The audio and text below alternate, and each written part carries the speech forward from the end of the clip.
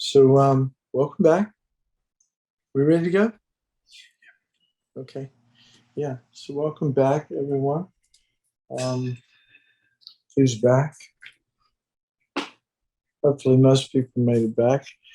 I guess we get to start again so that we have an hour and a half. Is that right, Lobson? That's correct. Okay. So, we'll start. Usually, we start out. When you take a break, you start out with a short mandala offering before the teachings start back. So we'll do that together, and then we'll get back into it.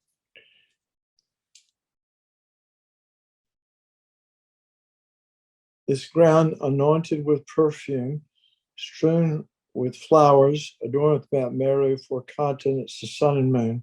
I imagine this as a Buddha fill and offer it. May all living beings enjoy this pure land. Idam Guru Radha Mandala Kamriyatayami. Okay.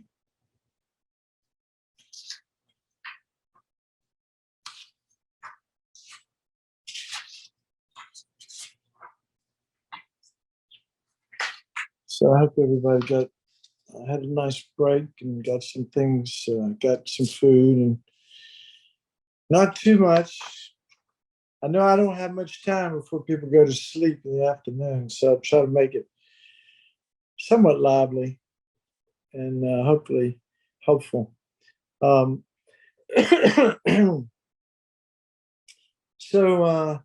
we've got an hour and a half, and I'll just, if I go back to the definition of having generated renunciation, I think it's like the fifth stanza is saying, when having trained in that way, again, reviewing recollecting, how precious this life is and how impermanent it is, die any minute, turning the mind away from just the happiness of this life, then contemplating again the laws of karma, laws of the law of cause and effect, and then suffering, dukkha. We try to turn the mind away from the happiness of future lives and put the effort into this life. By the way, I was just made me think about something. When I was with Acha Buddha Dasa, and when I in Thailand, I was there for about 6 weeks, trying to learn a little bit about Thai Buddhism and some of their practices. And anyway, one of the things he said was, Buddhism has a God, which of course, we don't say that. Usually, we don't say that. But he said, it's the laws of nature. As if you do this, you get that. And it's karma, in other words. He was saying, and that's the creative force. That it's not a personal God like in the theistic religions, but there's a creative force that Buddhism talks about called karma. So again, thinking about karma and dukkha, we turn the mind away from the happiness of future lives. So reading stanza 5, it says, when by having trained in that way, there is no arising even for a second of attraction to the perfections of cyclic existence, and all day and night, the intention seeking liberation arises, then the thought of renunciation has been generated. Again, what do we mean by renunciation? Because again, that word has a weird connotation, I think, for a lot of people. But what it's really talking about is this determination to be free. It's having enough compassion for us. Literally, if you're sick and you need medicine, you want to be free of the illness, so you'll go to the skillful physician who hopefully can give you the medicine. So again, it's a recognition of the human condition, and then having confidence and this determination to get healed. I want to be free of this this disease and find liberation and then full enlightenment eventually. So that's, again, renunciation. It sounds like you're giving up everything, but really what we're giving up is suffering. And our goal is to be free of that. So then we move on to the next, number 6. It says, even if renunciation has been developed, if it is not possessed by the mind of enlightenment, it does not become the cause of the perfect bliss of unsurpassed enlightenment. Therefore, the wise generate the supreme mind of enlightenment. Now, so what do we, mind of enlightenment is kind of a, it's a lot of, it's, the Sanskrit word is bodhichitta, right? Bodhi means awakening, and mind is chitta. So it's the it's also called the awakening mind, mind of enlightenment. I like bodhichitta, actually. The same way I like dukkha. Then I don't have to get too specific about the definition, but bodhichitta actually has 2 components to it. It has the wish to liberate beings from suffering, and the wish to achieve supreme enlightenment as the method to accomplish that. So there's these 2 components that make up bodhicitta.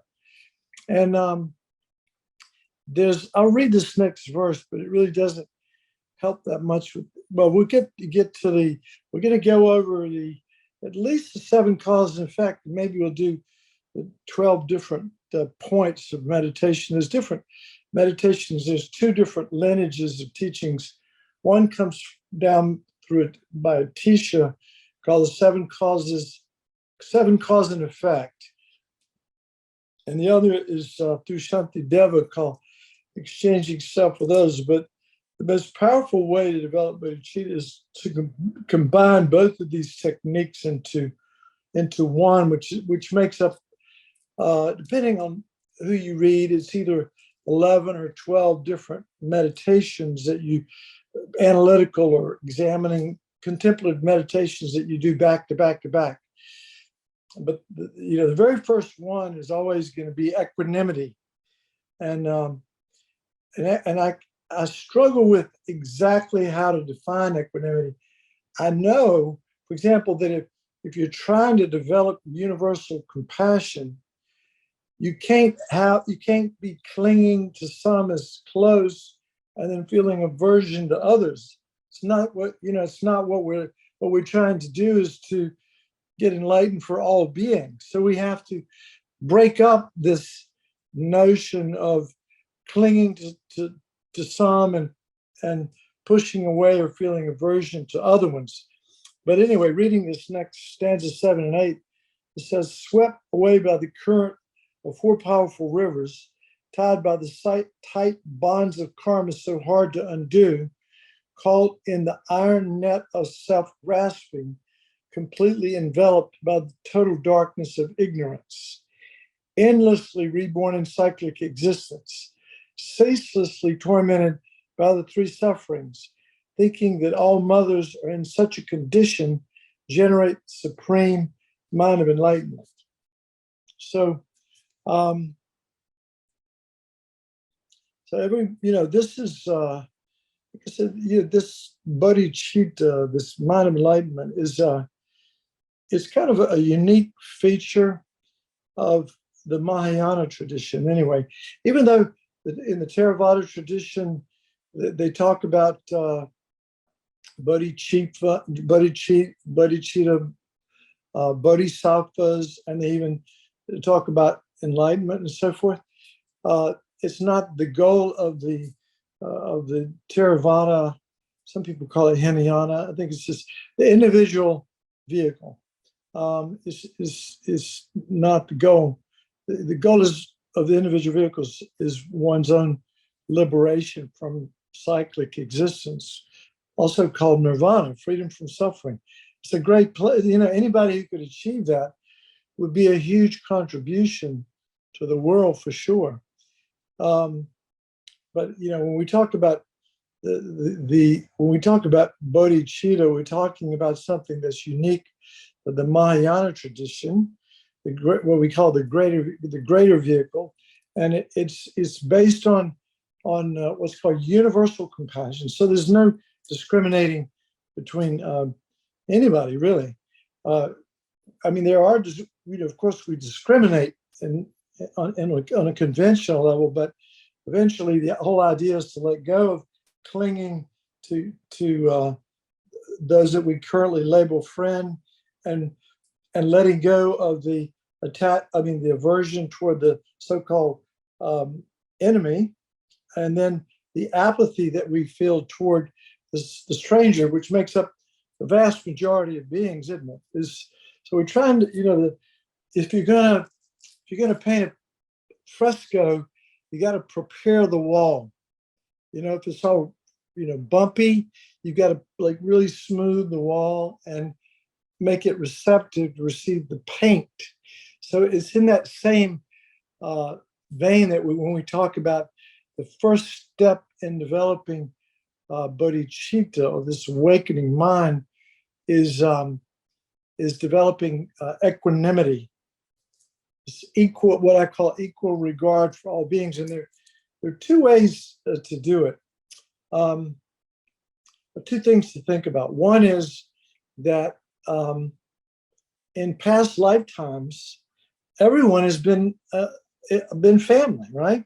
Everyone potentially. Man, we're talking again. This is where there's some faith involved, and you need to creatively align with this way of thinking. But the benefits of thinking this way are huge. So just hang with me for a minute. But our mind, our stream of consciousness didn't begin with this life, did it? It's formless. So the cause of the first moment of this formless stream of consciousness of this life was a former moment of consciousness from previous lifetime, and so on. We know where the body comes from, the sperm and egg, but the consciousness is a continuum that has no beginning. Okay, and so we think that in every lifetime we've been family. Everyone has potentially been our mother. We'll talk about this more in a minute, but we've all been family. And also in every lifetime, maybe the person who now is my enemy was a friend, and then the person who's the friend in a former lifetime could have been my worst enemy, and the person who's a stranger could have been both. And even in practical terms, the people now in this lifetime that we call friends, and I have this, I've been graduating. I graduated from high school quite a few years ago. Many people that I call friends in high school are now complete strangers. And then all the new friends that I have will come from the category of strangers, and there are plenty of enemies that are now strangers as well. So these labels are sort of changeable. That's the whole point of it. They're sort of arbitrary labels, because somebody does something nice to me, says a few kind words, and I'll latch onto them as a friend. But tomorrow, if they scold me, then they become the enemy. So the labels are very changeable. And on top of that, the friend, the enemy, and the stranger have all want exactly what I want. They all want to be happy. Anybody who's ever heard a teaching from His Holiness knows that he always starts out saying, we all want the same thing. We all are equal in wanting to be happy and not wanting to suffer. And so in that way, all three categories of beings, the so-called friend, that we usually cling to, and the enemy that we feel aversion toward, and the stranger that we feel apathy toward, that we're all equal in wanting to be happy and not wanting to suffer. And so the whole idea is to have equal regard for all beings, because we're trying to set this whole meditation up, literally, smoothing out the wall to receive the tapestry, which we're going to call bodhichitta, to have this equanimous state of mind. So I call it like equal regard for all beings. Now, the meditations that we'll subsequently do to develop, love and compassion, so forth, that are coming up. But this is the foundation. So we generally will do this meditation. We'll start out. We'll imagine, and we'll do this in a short time. We'll imagine that you have three categories of beings. You imagine somebody that you're attached to, you label friend here, and somebody that you feel aversion toward. You could call them enemy, but maybe you just don't like the way they look, but you feel aversion toward them. And then the strangers, or the faceless people that we see at the checkout counter. They're people, but they're not people that we have any special relationship with. The strangers. So, what we want to do is we imagine these three categories of beings: friend and stranger and enemy. And we do these contemplations trying to recollect how these relationships are so changeable. And they're labels that we put out there on these beings. And like I said, the friend of today could be tomorrow's enemy, or even down the road, tomorrow's stranger. And the enemy could be tomorrow's friend, a few kind words, and eventually could actually be a stranger. And all of our friends and enemies have at one point or another been strangers. So we began to think that these are not fixed labels, and they're all like I am. They don't all want to be happy. They don't want to be suffer. They don't want to suffer. And we try to develop this equal regard for all beings. This is the firm foundation, the level ground for developing bodhicitta. Now, the first practice that we're going to talk about is going to be like, I'm going to probably just do 7 cause and effect, and then I'll try to do because that's the one that comes from Atisha, and then we'll talk a little bit about the one from the lineage from Shantideva, and then we'll do a meditation at the end, hopefully, that we can include all of those. So we're 20 minutes into this already. Is that right?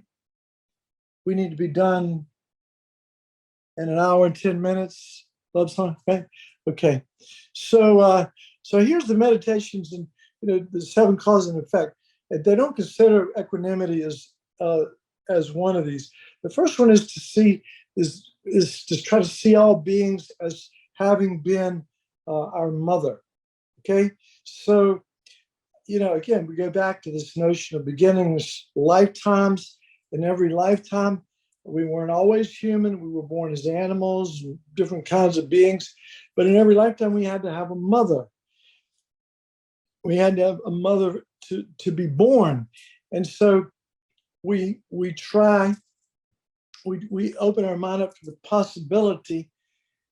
Well, we know we had a mother in each lifetime that we were born, and it's possible, and this is the way we talk about it, is that everybody has been my mother countless times.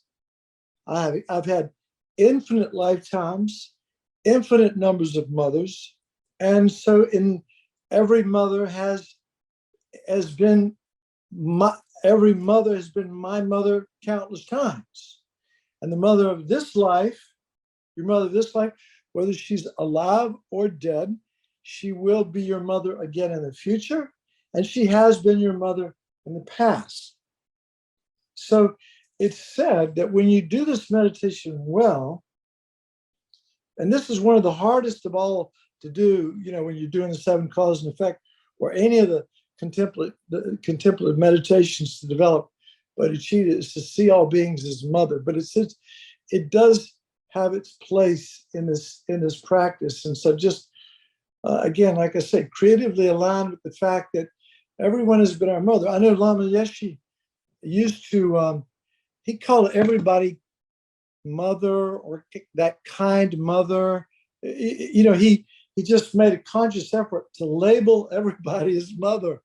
And it was a kind of an interesting way, because it said that when you do this meditation well, you can be walking down the street and you'll see perfect strangers and you'll feel some kind of connection to them, some kind of connection. Not sure what that is, but you'll feel something that you didn't experience before you had done this practice. And again, it takes effort and it takes time. It takes heroic effort over time to get these kinds of results. But when you get them, it's amazing. It's kind of what I think the Dalai Lama says. He doesn't feel he's ever met a stranger. He feels sincere warmth toward everybody. Then the next meditation is remembering the kindness of others, and usually we'll work with the kindness of the mother, but beings have been kind to us in so many other ways, right? I mean, the house, the building that you're sitting in, the electricity that is keeping you cool or warm or whatever, it's lighting the lights, the computer, the food that we eat, the cars that we drive, the streets that we ride on, everything that we currently enjoy is a result of a contribution or the kindness of others. And things don't just pop out of nowhere. A lot of these things have been in evolution for eons, So, countless beings have been kind to us in so many different ways.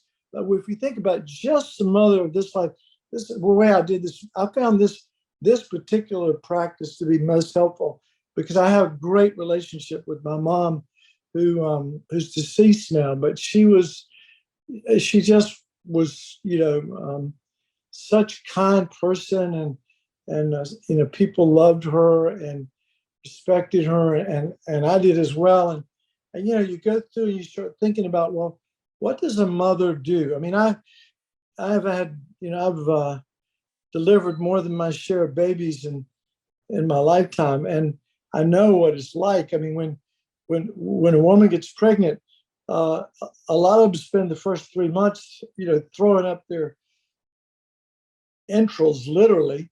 They have morning sickness. It's not easy. Their body's changing. It's a whole transformation that takes place over this 9 months. They're uncomfortable, particularly in the last trimester, but even before that, the babies are kicking, and you can't get any sleep, and it's you're always careful. You don't want to take any medicine that would harm the baby. You want to eat the right foods. You want to do the right things. Show up for your immunizations, and make sure that you do everything possible that this little being that's in your tummy that you already are so incredibly in love with. And I've seen women, and I'm sure if there are some of you women who are listening to this can relate to this. Many women have had miscarriages and stuff, and the baby might have miscarried at 6 weeks or 8 weeks or whatever, but it's like losing a family member. It's already the attachment, the love and the affection and the attachment for the baby is there even when it's quite small. And so the mother has to go through like 9 months of nurturing this baby, and then again the last trimester, the last 3 months. I mean, big belly, and hard to find, get comfortable and sleep, heartburn like you cannot believe, and then you go in, and then the mother goes into labor, and she has nowadays you can get epidurals. You can get epidurals, and you can just go sailing into the delivery room and never, but there's risk. I mean, even today, women die in childbirth. It's pretty rare in this country, but it happens. It still happens all over the world. And but there's risk involved in it. But when my mother had me, she had me the old-fashioned way, and it was painful. Childbirth was very painful, and I've seen it. Most of the deliveries I've done have been with something, with minimal anesthesia. Let's put it that way. Something called a pudendal block, just to block the outside of the vagina and so forth, so that it didn't hurt when the baby's head came out. But I'm telling you, it's uncomfortable. There's a lot of pain, pushing. The baby comes out, but immediately, I'm telling you, and I've never seen this not happen. I'm sure it happens that some mothers don't love their babies, but every mother that I've seen immediately feels some amazing connection with this baby, like tears and such joy. It's like amazing joy. All the suffering, 9 months, labor and delivery, incredible. And then usually you put the baby on the mother's breast because she can start sucking, and that stimulates oxytocin, which contracts the uterus so that the mother doesn't bleed to death, but also sort of stimulates the milk to come in. And then again, babies wouldn't live a day without their mother. The kindness of the mother is incredible.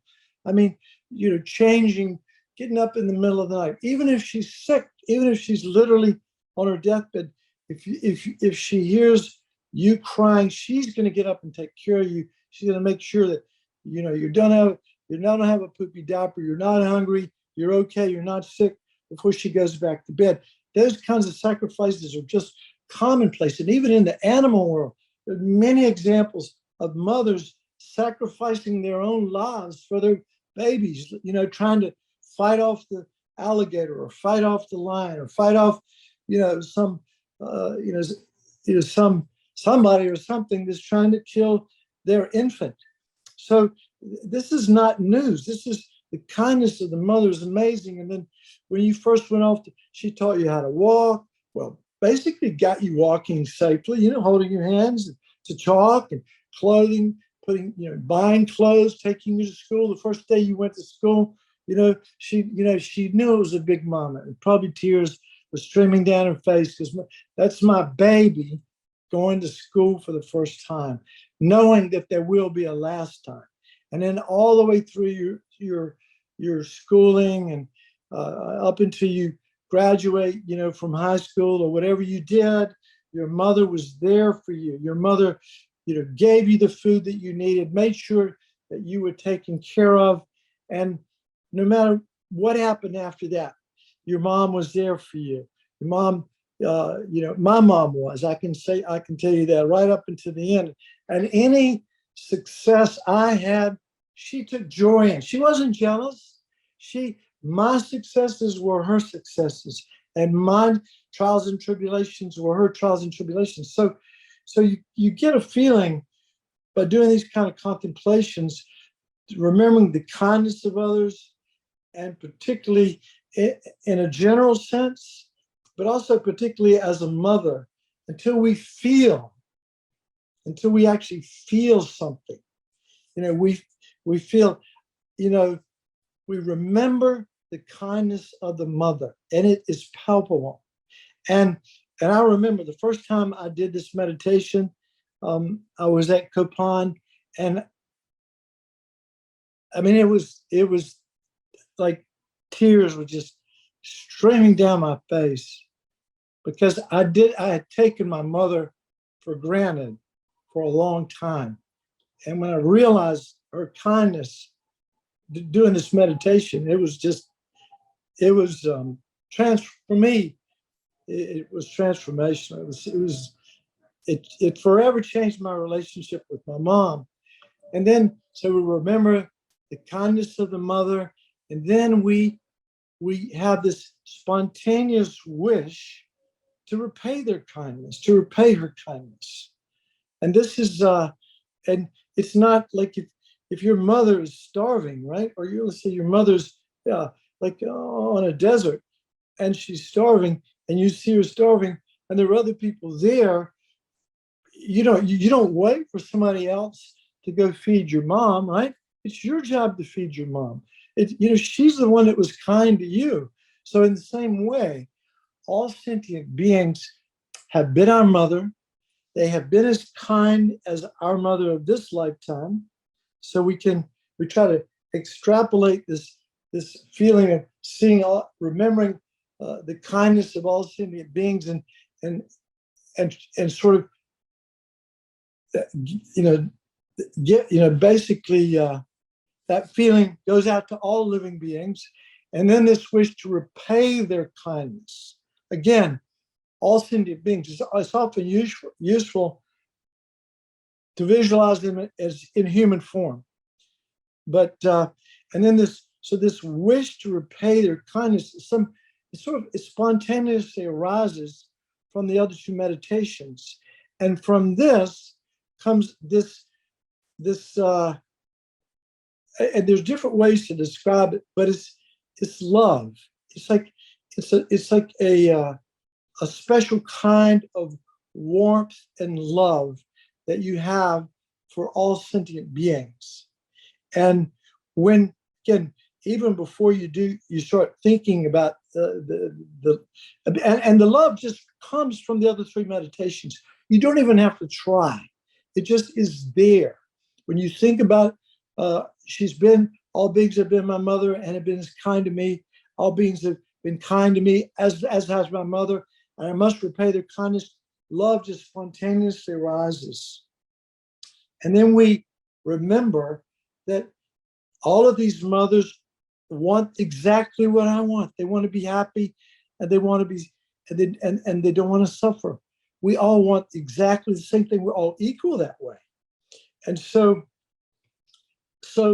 what then arises is we realize that all these kind mother sentient beings have suffered. And because of, and you have to understand this. This is interesting because I didn't think about this for a long time. If I see somebody suffering, is compassion going to automatically arise? Is that going to automatically arise? If I see a stranger suffering, is compassion going to automatically arise? Maybe a little bit. Maybe a little bit. We see these television commercials of kids starving here and there, and maybe a little bit of compassion arises. But if we see our enemy suffering, we could actually be happy. We'd be joyful. Like, oh, there's so-and-so, whoever your political enemy of today is, and I know there are plenty of those people out there, we could, if they having a bad time, or anybody that we dislike, when they suffer, we could actually rejoice in their suffering. So it's crucial to have this sense of universal love and compassion, universal love, basically, for the universal compassion to arise.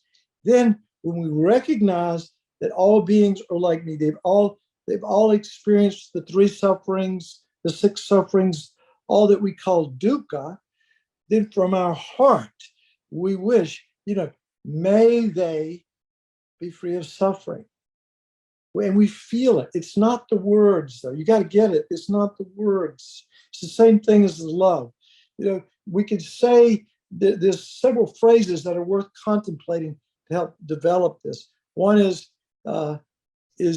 wouldn't it be nice if they had happiness and causes of happiness? May they have happiness as the causes and the causes of happiness. I will cause them to have happiness and the causes of happiness. So that's love, right? That's the definition of love from Buddhism. But that's not love. That love is this feeling that if it could speak, these are the words it would say. May they have happiness and the causes of happiness, and something that we feel. It cannot be something that's held in the brain as a bunch of words. And compassion, similarly, how nice it would be if beings could be free of suffering and its causes. May they be free of suffering and its causes. I will cause them to be free of suffering and its causes. I will cause them to be free from suffering and its causes. And we know the depths of the suffering of samsara. We remember this. And we're talking about universal living beings. And what we're developing is universal compassion. Universal compassion, that's what's necessary to develop bodhicitta, okay?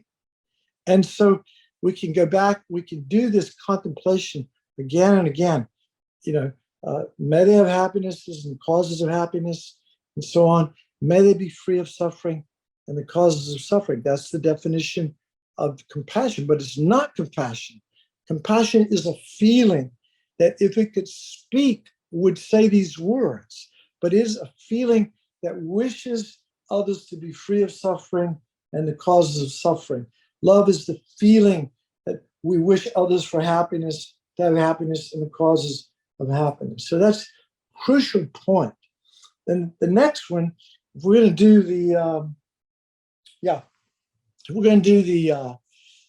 I'm going to kind of zing through this because we'll do it again tomorrow.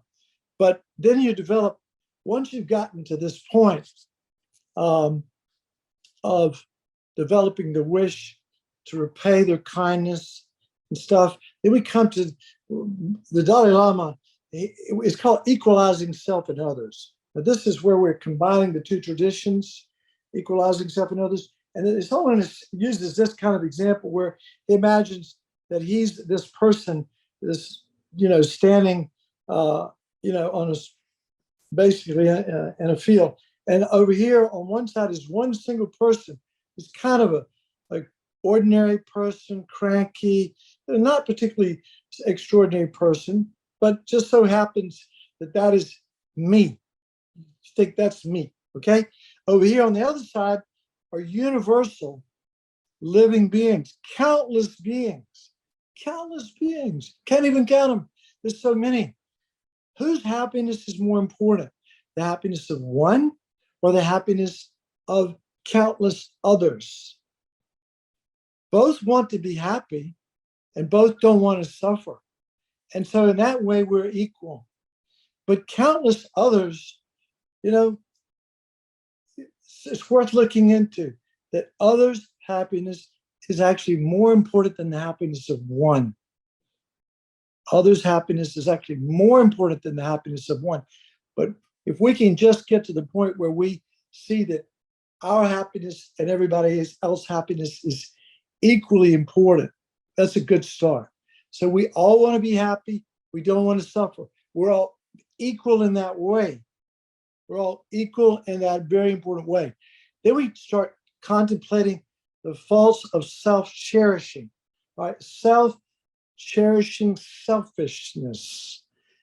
In Buddhism, and this was a great revelation for me, by the way, when I first heard it, because I don't know, maybe I think a lot of people think, well, if I don't take care of myself, who's going to? Sort of, I want to have fun, sort of almost a hedonistic kind of selfish, self-centeredness that most of us instinctively have. But when I heard these teachings that the cause of all suffering in samsara, from the beginning of beginningless time until now, is one demon, one demonic thought, the self-cherishing, selfish attitude. I went, whoa, really? Self-cherishing, selfish attitude.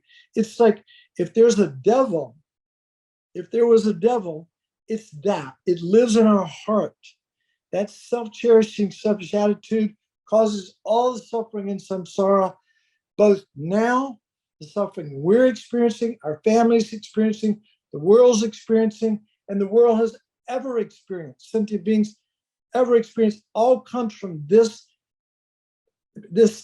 sort of screwed up attitude of self-cherishing selfishness. We have to look really hard. Look at the 10 non-virtues and notice how self-cherishing selfishness, killing, self-cherishing selfishness, stealing, lying, slander, harsh, frivolous talk, greed, hatred, ignorance, sexual misconduct. All of these 10 non-virtuous actions are, generated with this attitude. And that creates the karma for suffering, and it goes on and on and on like that. So we have to recognize that this is the problem. Then we recognize the next meditation is remembering the kindness of others. And we can see that, others have obviously been kind to us. Mother and father gave us our body, right? And then everything we have, all the food, the education, the clothing, everything that we have that now we call me or I, and it's been beneficial to me, is due to the kindness of others. And so Lama Zopa used to have a bumper sticker said, for happiness, cherish others. So cherishing others is the antidote to self-cherishing selfishness. So this is important. Then we have to exchange self-cherishing selfishness for cherishing others. This is where emptiness comes in. We could talk more about that, but basically all this is, all we have, all that I am is what? I mean, they call them the aggregates, but basically it's a mind and a body.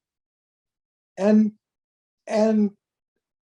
based on that, on these aggregates of mind and body that are constantly in a state of flux, we label I. And I could just as easily, other is dependent on I, but in this case, we began to start labeling I on other. And another way of thinking of it is just exchanging self-cherishing. So instead of cherishing myself, I'm going to cherish others. Or we can look at others and see, and put the label I on others and see, I wonder what I would like right now. I wonder what I need. I wonder what but I've projected myself on others now, I and them. And I know what I need. I want to be loved. I want to be respected. I want to be treated with kindness. I want my basic necessities met. I want to be happy. And I want to get it. And I want to get enlightened too. I want all of those things. So exchanging self for others is the next meditation. Then we're not going to take the time now to do Tonglen, but that's the next meditation where we basically, it's called giving and taking. But usually we start out by taking the suffering of others. We imagine that we're going to take on the suffering of others and we're going to give them happiness. So the meditation is, once we do the contemplation, we imagine that we're taking on others' suffering. And you start with yourself, by the way. You always start with yourself when you do Tonglen. And you imagine you're going to take on the suffering of yourself, let's say, for next week or tomorrow, or maybe at your deathbed.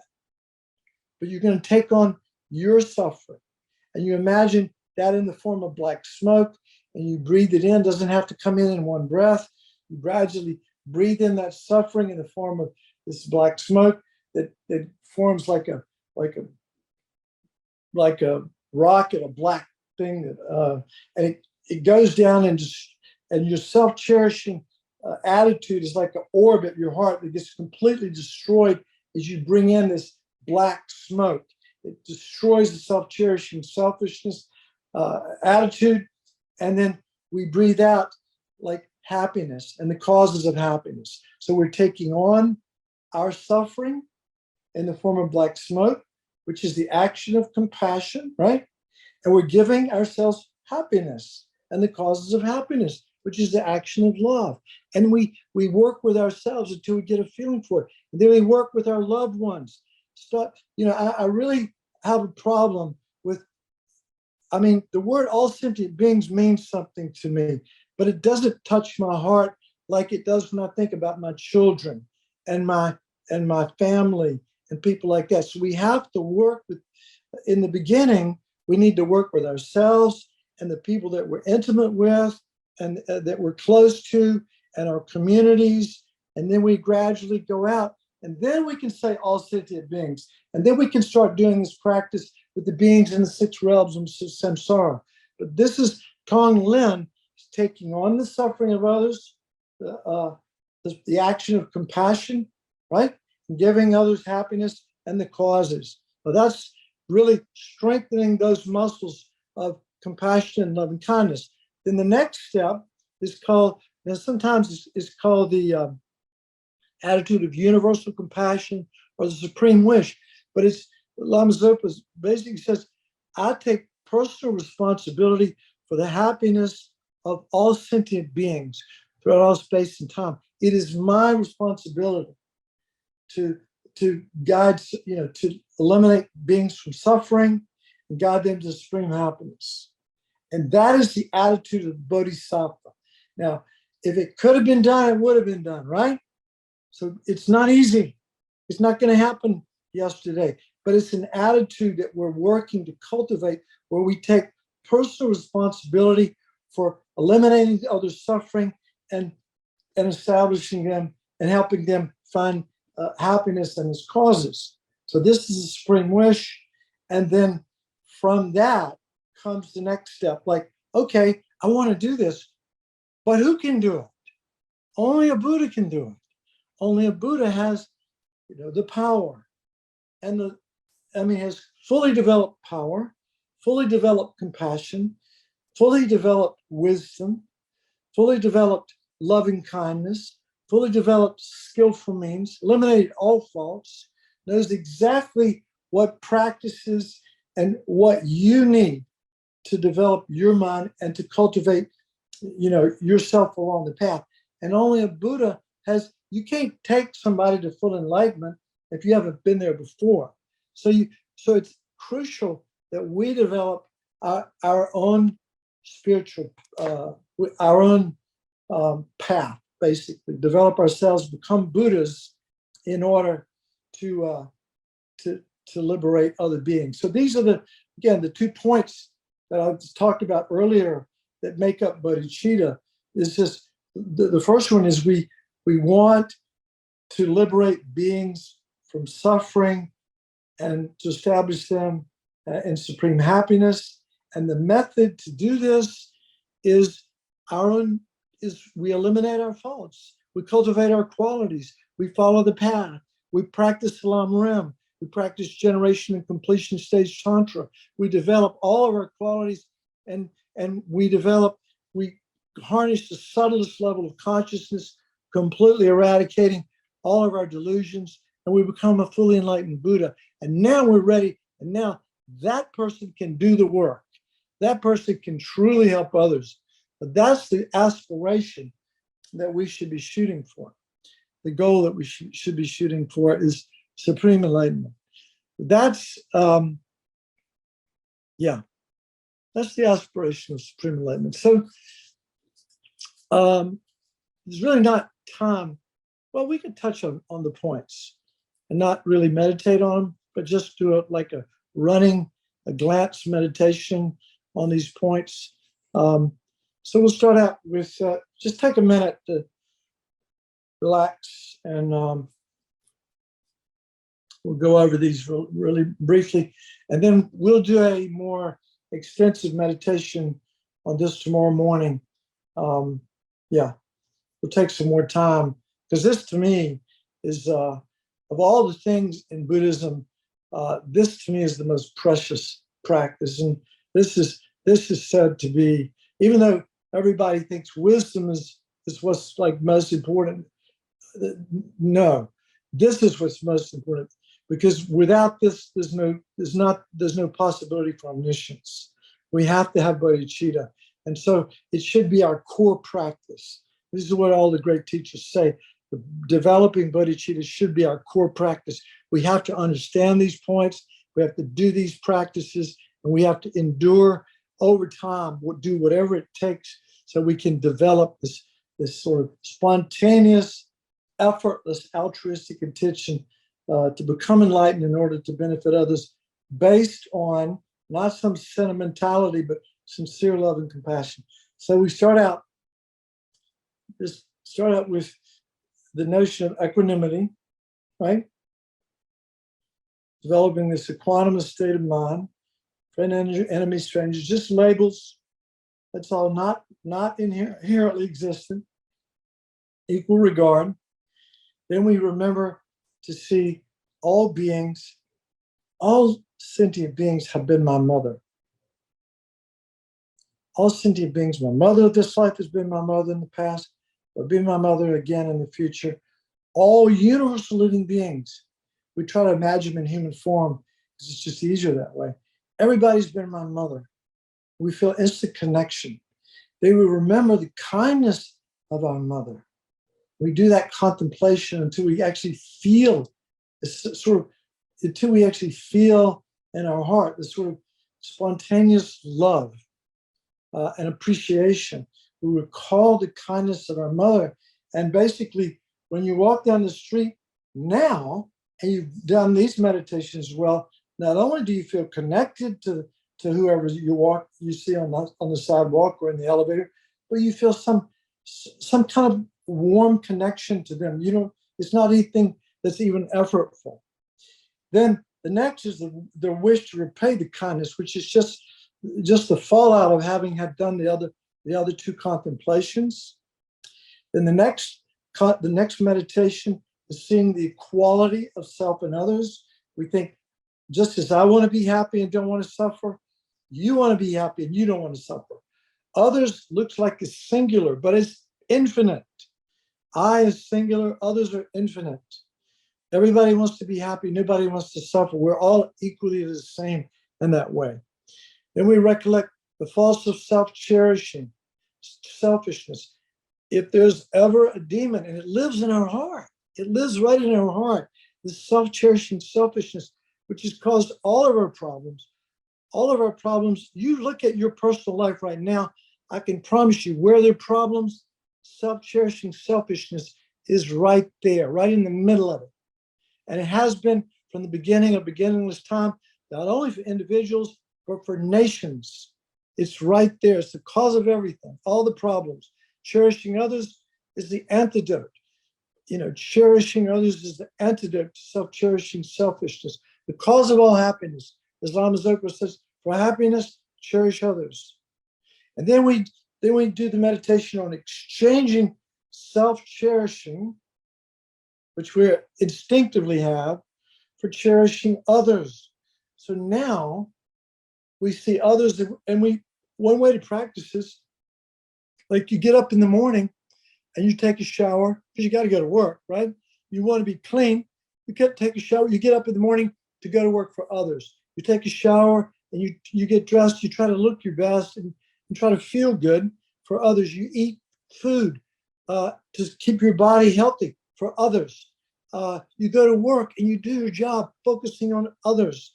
Everything is for others. And so there's a lot of bodhichitta mindfulness techniques, like you open the door, and liberate the beings from the lower realms and all of that. Everything is done for the sake of others. We're exchanging self-cherishing for the attitude of cherishing others. And then we do Tonglen, where we imagine taking on, again, we can imagine universal living beings. All of their suffering in the form of black smoke comes in through our nostrils, down to our heart, destroying this orb of self-cherishing, egocentric self, completely liberates us. And what and our bodies filled with light, and we imagine that we send out this light of love and compassion to all living beings. And we do this practice of taking on the suffering of others, giving them happiness, taking on the suffering of others, giving them happiness. Always, again, start with yourself, but work with real people, not just amorphous. Maybe someday, you can work with the beings in the hell realms and the hungry ghosts and the animals we can work with, but all these, work with real people, because this makes this practice will change your relationship with people. And then comes this next is the supreme wish. I must become, I've got to help beings. I have to do whatever possible to help beings stop their suffering and find happiness. It's my responsibility alone. It's on me. This one's on me, not somebody else. I take personal responsibility for liberating all beings and establishing them in happiness. But the only being that can do that is a Buddha. A Buddha has actually eliminated their faults, developed all their qualities to an infinite degree, and has perfect omniscience, has the power, the wisdom, the love, and the compassion, and the skillful means to know exactly how to do that. So we must aim for supreme enlightenment in order to free others. It's like the goal is to free others, the method is supreme enlightenment.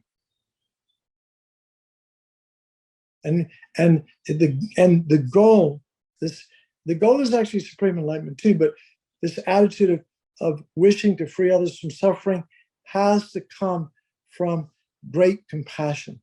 Supreme, universal compassion has to come from that. Has to be real. And then bodhicitta becomes real. And that's the essence. So we develop that feeling for just a minute. Just kind of sit with that and see if you can even just a little bit have this feeling for these words of, I want to become, I set my intention to become a Buddha, to reach my full potential, eliminate all my faults, practice the path, set my intention to become a Buddha in order to stop the suffering in the world, and then, to stop all suffering, sentient beings, and to give them supreme happiness. Based on love and compassion. I must become enlightened in order to liberate all beings from suffering. Based on love and compassion. I must become enlightened in order to liberate all sentient beings. There's no other way.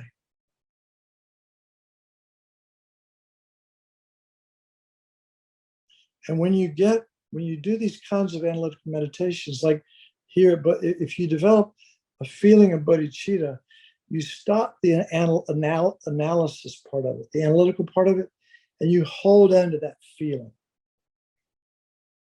Even if it's for just a second or a few seconds, you try to hold that feeling in your heart. And that literally takes all of these words and it drives it into our consciousness so that it becomes a realization. And so we get to that point through the analysis till we develop that feeling. We hold that feeling as long as we can. And then we lose the feeling, we go back, we generate it, hold the feeling, and we go back and forth using analytical and stabilizing meditation to develop bodhicitta. And that is the heart of the Mahayana practice.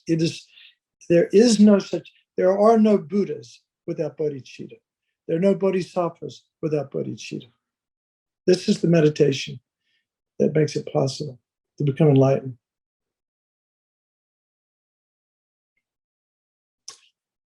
So, no time for questions. Sorry. But actually I do. Time's up now, right? So we're sort of at the end of the time. We have another half an hour. Are you serious? Oh my God. I have completely got my time screwed up. I mean, we're 2 hours off. All right, well, I can answer questions now. I thought I had to finish it right now. Any comments or questions?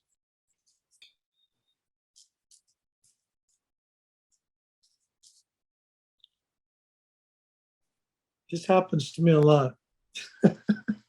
I don't think I do that good a job, but I don't have a lot of people asking questions. But anybody have any experience that they'd like to share about their experience with the topic of bodhicitta? Can you hear me? I think I hear somebody. Oh, okay. Can you hear me now? Yeah. The volume was down. Yeah, just a comment. When the mother part, it's really I've only heard about this and had it discussed and meditated about this, I think maybe twice. And it was very intense emotionally. Yeah. And it's not, I mean, and it's not necessarily a negative feeling, but it was really intense, and it really made me, because I'm adopted, so I sort of have two mothers. Yeah, and so it's very intense experience, and I feel like it changed me somewhat. It caved you somewhat. Oh, Oh, sorry, changed me. changed you. Yeah, maybe Did my you find it in a positive way or in a yes, neutral way? definitely. Yeah. Yeah, definitely. So that's awesome. That's then you got it. You know, that's what that practice is about.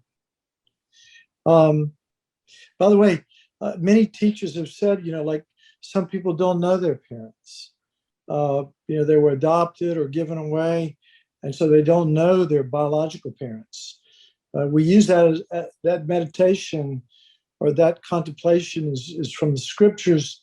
But you know, really, the teachers say whoever you know, whoever was you when you think about them, you know, you have such intense love and appreciation for who they were. It could have been you were raised by your father, and this is the person that you imagine, or you were raised by a relative, or you know, you got adopted and you had an adoptive mother who, I mean, still, if you remember, again, this is about recollecting the kindness of others.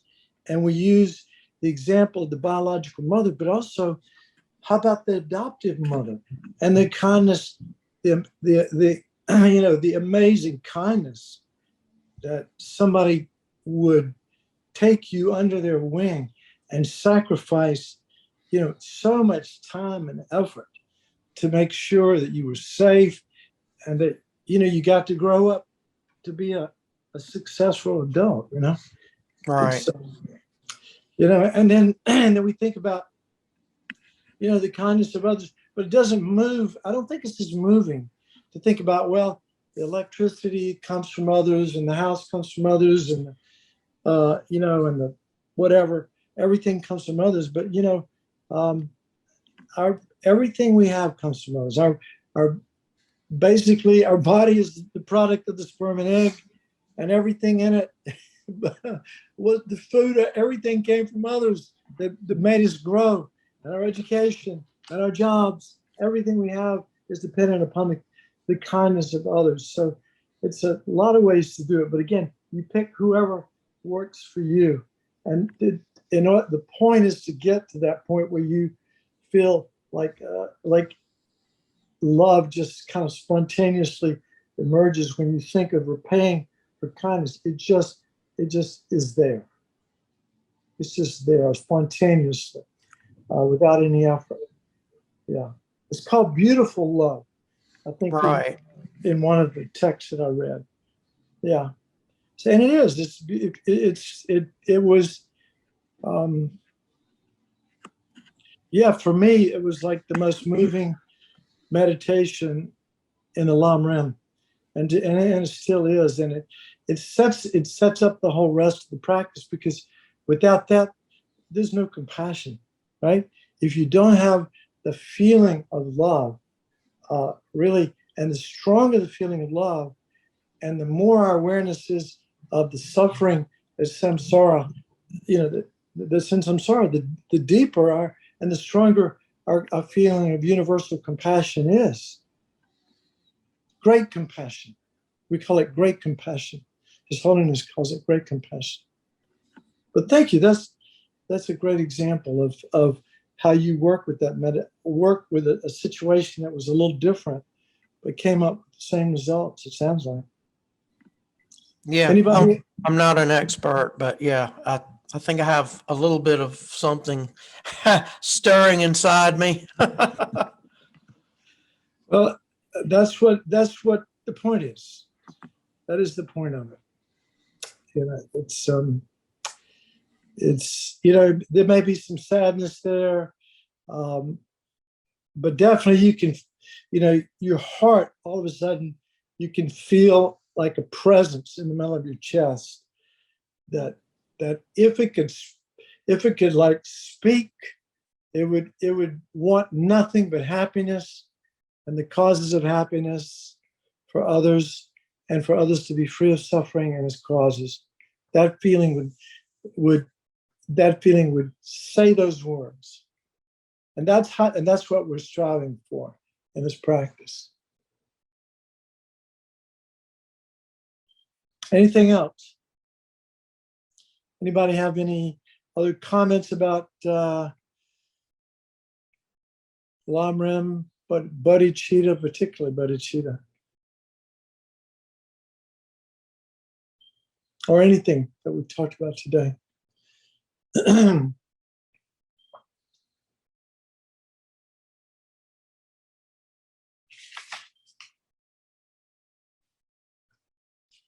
Well, since we're talking about, we're kind of getting close to the end anyway.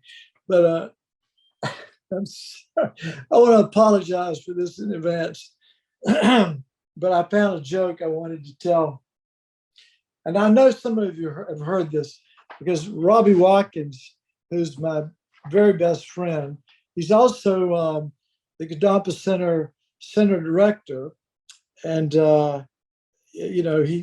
he knew the answer to this joke, or it's kind of a riddle joke when I said it. But anyway, it goes like this.